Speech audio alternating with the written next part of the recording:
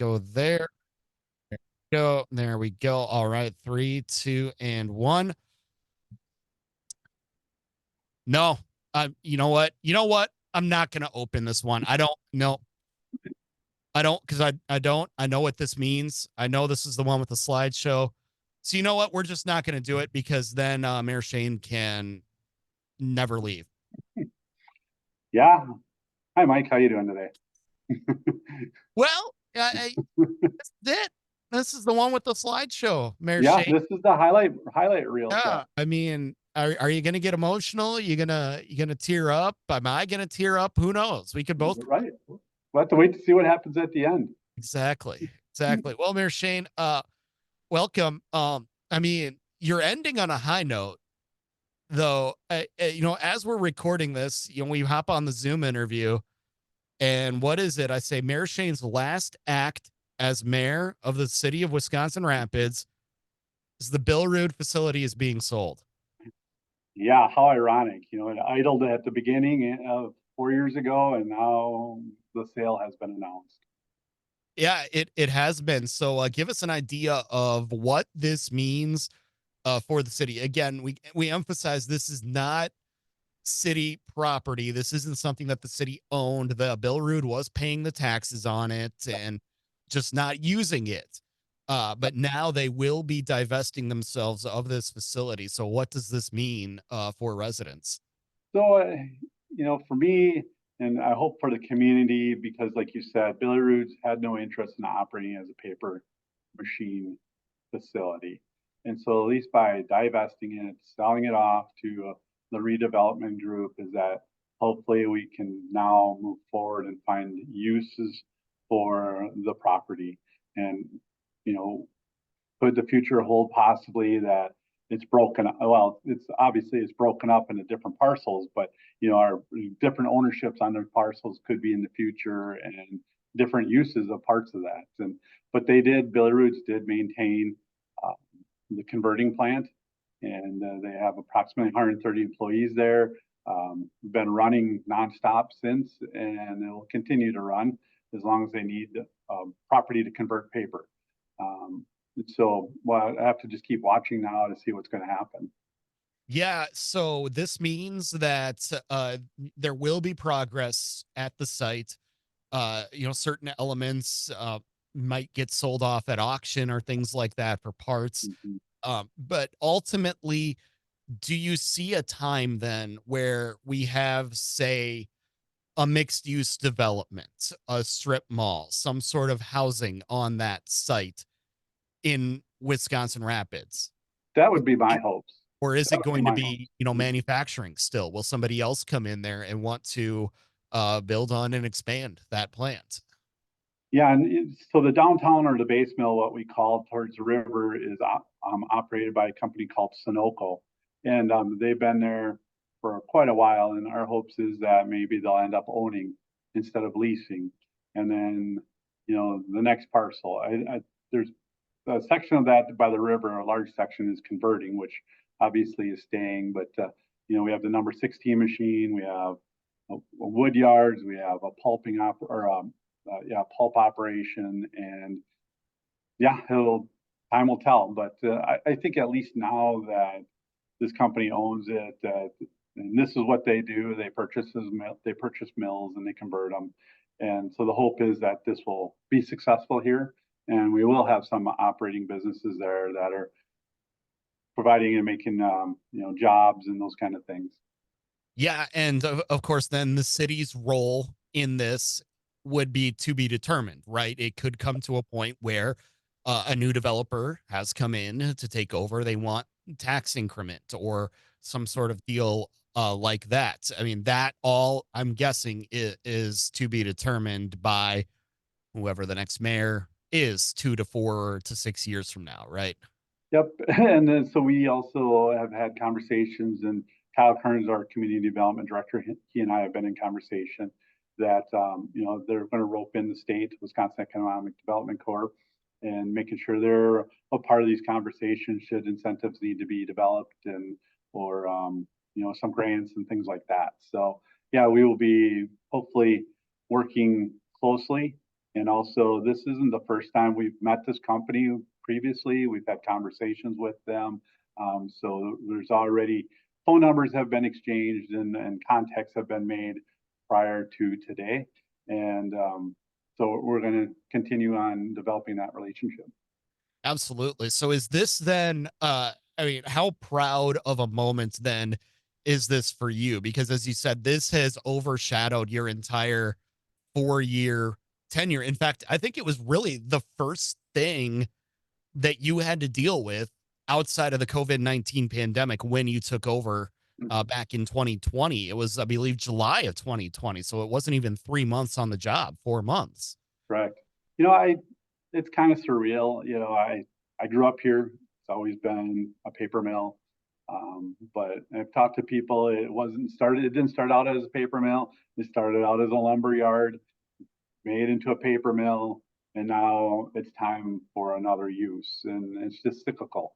Um, but the days or the hopes that the lot would be filled with cars and you'd be producing paper on site, I think are obviously gone now. But I'm just happy that we have some closure to that, and now we can start that next step of having a redeveloper own it and hopefully make something out of it.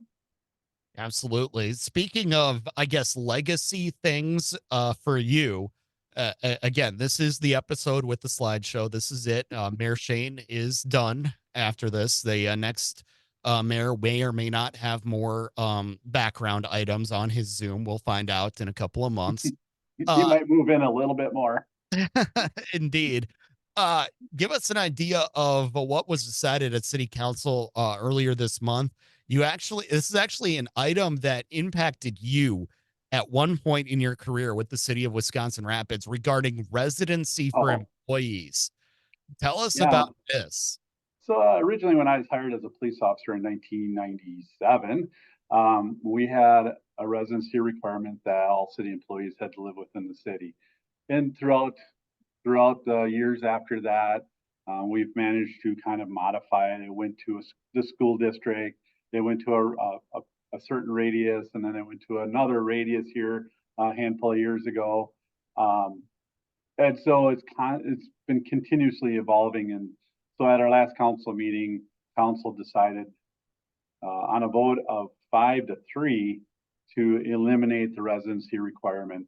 I believe under Act 10, they did change the residency requirement, who could be required to have residency, and most of our staff don't, but police, fire, and certain individuals were required to have residency. And so, or could be, the city could require them to have residency. And so at this point, I think to be competitive with the market and trying to attract employees, it was time that it needed to be eliminated. Now people are talking about how do we get people called in?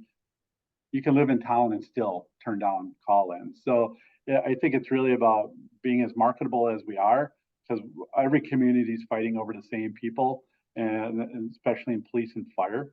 And so I think we need to make sure that we take all the barriers out of the way and try to attract the best candidates here, whether it's stealing from other, I always like to steal employees from other communities, but if we can also attract new hires here and say, well, you can still live technically at the fire department, you could live in Appleton, drive here, work Mhm. your 2 days, and drive back home and have your 96 hours off. So it's a good thing.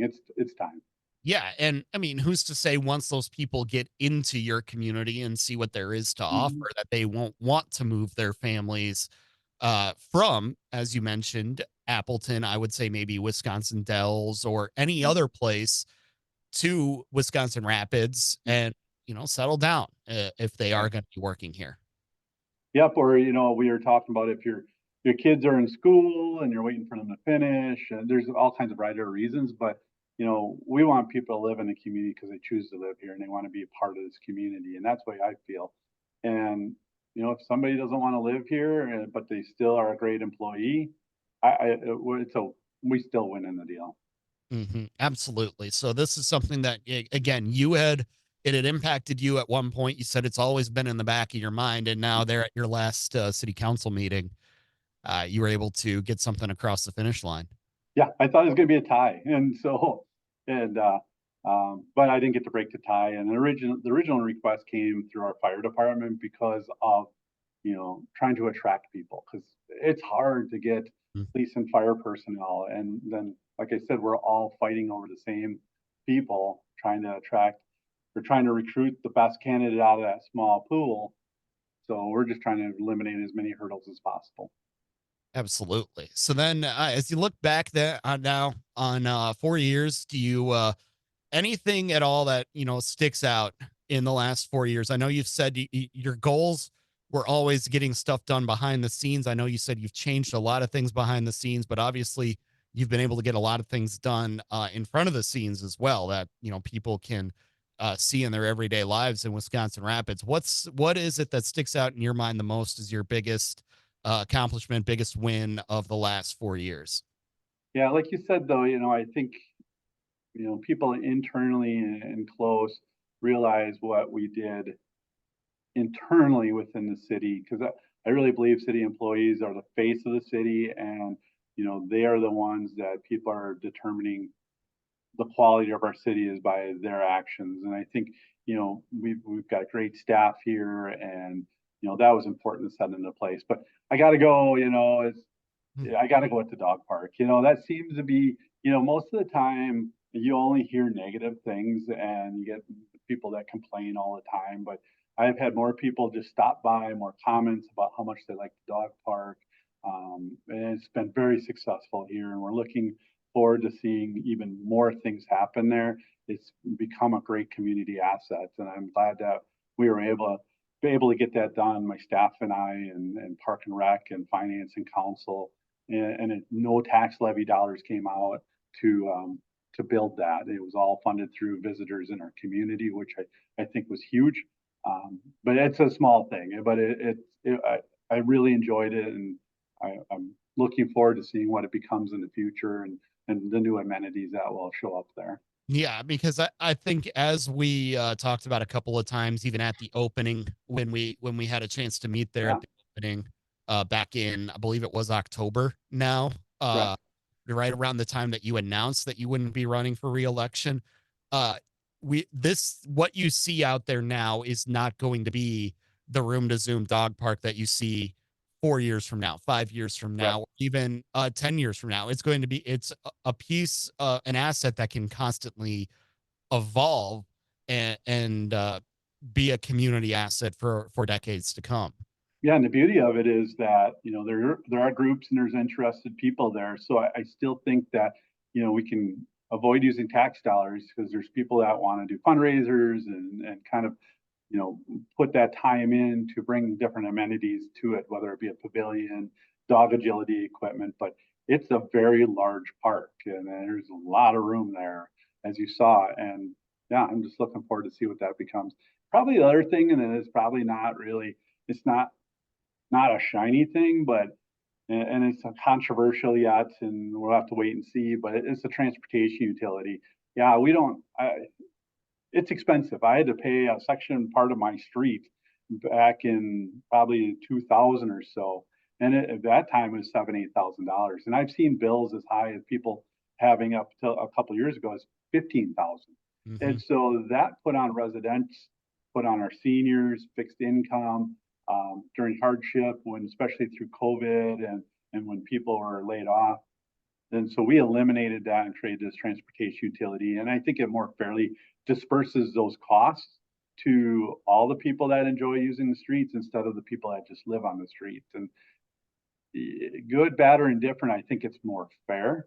And I'm happy that we were able to get that through. Hmm. Yeah, and that's obviously something that if you can keep things as level as possible for people as far as tax goes, in this day and age, obviously you're doing something right.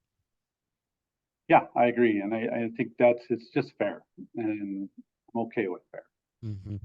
Absolutely. Well, Mayor Shane, we always appreciate the time. It's again a little disappointing we won't get to chat like this again, but again, you've had your time to serve the city well. You've gotten accomplished what you want to accomplish, and I don't see any reason why you can't walk out of City Hall in a couple of weeks with your head held very high.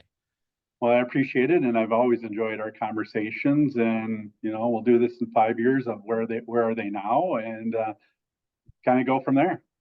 Indeed, absolutely, Mayor Shane. We always appreciated the time. Again, good luck in whatever it is that comes next for you after your life at City Hall. I thank you, Mike, and I greatly appreciate our time together.